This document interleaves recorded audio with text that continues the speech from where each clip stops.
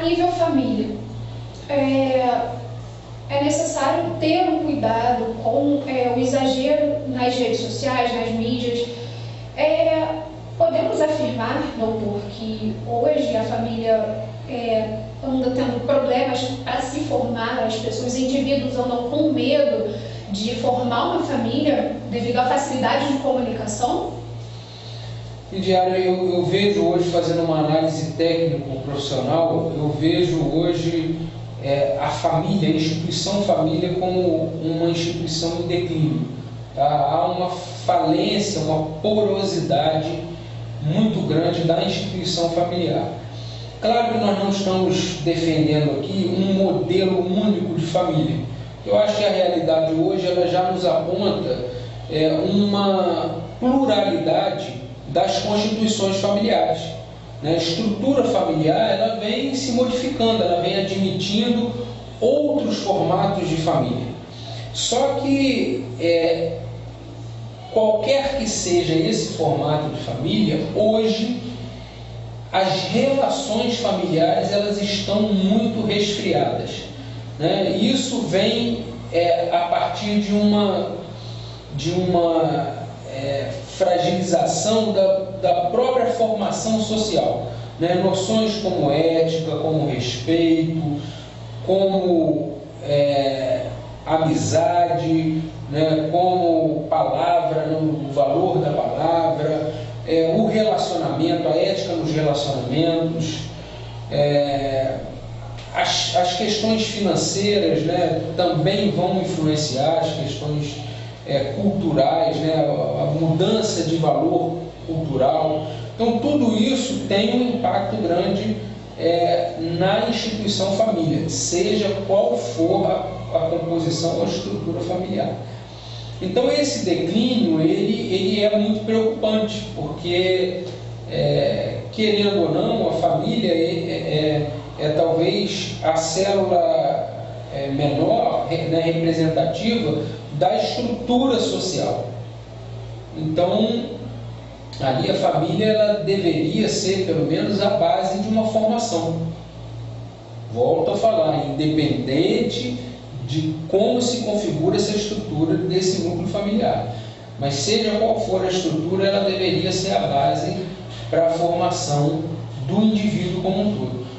Então, hoje a gente vê, por exemplo, uma inversão de valores quando se atribui à escola toda a responsabilidade da formação de um indivíduo.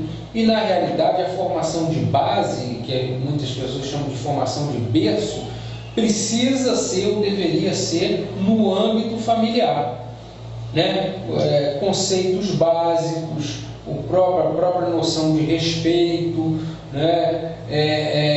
o primeiro aprendizado, os limites, isso tudo deveria vir de base.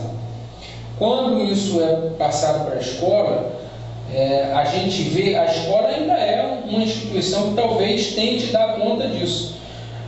Mas, quando a família se isenta ou fica muito frágil essa formação de base, outros espaços vão acabar assumindo o papel formador.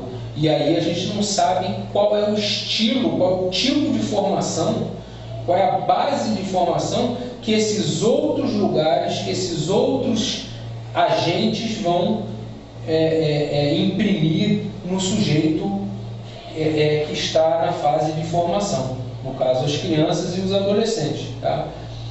Então, quando você vê, por exemplo, as mídias sociais tomando uma parcela muito grande formadora, de formação de opinião, de formação de valores, de formação de exemplos, de referências para essas crianças e adolescentes, por exemplo, a gente entende isso sim como algo muito ruim. Eu acho que esse talvez seja, quando a criança ela vai bem preparada para esse universo virtual, quando ela vai bem formada, bem estruturada, até para as mídias e redes sociais, a postura dela, a forma dela se relacionar ali é outra. Agora, quando ela vai ainda muito desprovida de valores e de base, ela vai acoplar aquilo que lhe parecer mais forte. E como nas mídias sociais e redes sociais você tem muitas artificialidades, muitas coisas frágeis, até muitas mentiras, é isso que vai acabar referenciando essa criança. Então, para finalizar, existe alguma maneira que nós poderíamos encontrar de evitar que isso acontecesse, ou de fazer alguma prevenção com essa chuva de informações que nós recebemos de todos os lados e com essas redes sociais que muitas vezes acabam sendo utilizadas para finalidades não muito boas? Existe alguma forma da gente se prevenir, da gente se resguardar? Eu entendo que uma palavra simples, né, poderia dizer tudo sobre talvez um remédio, uma medida de correção ou algo que pudesse minimizar os efeitos disso que a gente pontuou aqui, talvez como algum cenário de crise ou algumas preocupações quanto essa invasão das tecnologias, das mídias sociais, das redes sociais, principalmente na questão familiar, que é o diálogo. Dialogar com o outro, dialogar com aquele próximo, seja com um filho, seja com um sobrinho, com um afilhado, com um amigo, com um cônjuge, com seu colega de trabalho, esse diálogo, essa capacidade dialética de trocar, né, o olhar, o valor do olhar, da palavra, de uma boa conversa, da escuta, uma escuta ativa e sensível, não é uma escuta parcializada que divide com o celular, com a televisão, com uma mídia social, com um apelo externo. Não, eu falo de um diálogo real, eu falo de um diálogo afetivo, um diálogo próximo. Eu acho que o valor dessa dialética familiar, essa dialética da intimidade, essa dialética da referência, essa dialética do exemplo, você poder olhar para alguém e ofertar um exemplo ou receber de alguém um exemplo, uma referência.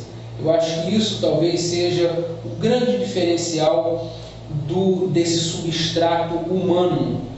Isso nada substituirá esse substrato humano, essa capacidade do contato, essa capacidade do diálogo e do afeto. Então eu acho que isso é insubstituível e tem um potencial muito maior do que qualquer informação midiática, do que qualquer outro canal de comunicação. A afetividade e o diálogo. Doutor, só para finalizar, enquanto você falava, eu fui pensando, porque de hoje em dia, até para você ter uma atenção de alguém que está do seu lado, está muito difícil. Às vezes você está falando e a pessoa está ali mexendo no celular. E às vezes, gente, um minutinho da atenção que você dê para quem está do seu lado faz toda a diferença. Eu acho que todos nós aqui já passamos por isso, de você querer um minutinho de atenção de alguém e você não ter. Isso às vezes em casa mesmo, com as pessoas que você mais gosta. E aí às vezes você, quando tem um minutinho de atenção, parece que tudo está diferente. Então, doutor, tem algum recado que você queira falar para as pessoas com relação a isso? De uma certa forma, uma orientação para as pessoas que passam muito por isso, para as pessoas que se incomodam com isso? Algum recado direto, alguma recomendação? Uma forma de carinho, de falar mesmo com as pessoas? Recentemente eu recebi 2 casos no consultório que me chamaram muita atenção, né? A gente acaba guardando essas falas como falas muito fortes, né? E você faz uma análise a nível social, a nível mais global, a partir dessas falas. Uma foi uma paciente que ela chegou no consultório, tal, agendou e tal, pagou a consulta e ao sentar eu faço sempre um cadastro, né, uma entrevista inicial, e eu perguntei exatamente como eu poderia ajudá-la, o que ela esperava, o que ela gostaria, o que a incomodava. E ela respondeu o seguinte: eu vim aqui apenas para ser escutada. quero ter esse espaço aqui para falar e ser ouvida. Isso foi um caso. E outro caso, um paciente, já tem algum tempinho, chegou ao consultório, mesma coisa, tal, reservou a consulta e tudo, e aí chegou no consultório e falou assim, eu posso encostar aqui no divã e a gente ficar em silêncio? Eu falei, mas por que você quer ficar em silêncio? Você não tem o que falar? Não tem alguma coisa que te incomoda, que você queira se colocar? E ele falou assim, não, eu passo o dia inteiro, é muita gente perguntando, as pessoas requisitando, celular tocando, computador, Instagram, Facebook, campainha, telefone, é o dia inteiro, a gente não consegue ter paz, eu preciso de um lugar onde eu tenha paz. Então eu acho que esses dois casos, né, eles são muito emblemáticos, essa invasão das mídias e das tecnologias hoje, até na nossa privacidade. Então, ter paz, né? Reservar um tempo para você mesmo, ter um tempo em que você pense em alguma coisa que você queira ou não pense em nada, né? Reservar um espaço na sua agenda para o seu lazer, né? Para você fazer aquilo que você gosta ou para não fazer nada. E ter a possibilidade de escutar o outro e ser escutado, né? Eu acho que são dois caminhos muito hoje de uma carência social muito grande. A paz, simplesmente paz de deitar no travesseiro e não ter milhões de informações e pendências, né? Tem gente que leva o celular para a cama ou para o banheiro. A pessoa vai para o banheiro, leva o celular, né? Vai para a cama, o celular está do lado, a pessoa não consegue se desvincular. Essa tela que já foi maior do que essa parede aqui, ela foi se reduzindo e hoje a gente leva ela para onde a gente quer. Ela está aqui quase colada na palma da nossa mão, né? Esses dias eu vi uma reportagem falando de um relógio, que vão lançar um relógio celular, para você não deixar mais em lugar nenhum, para não correr o risco de ele não estar mais colado em você, né?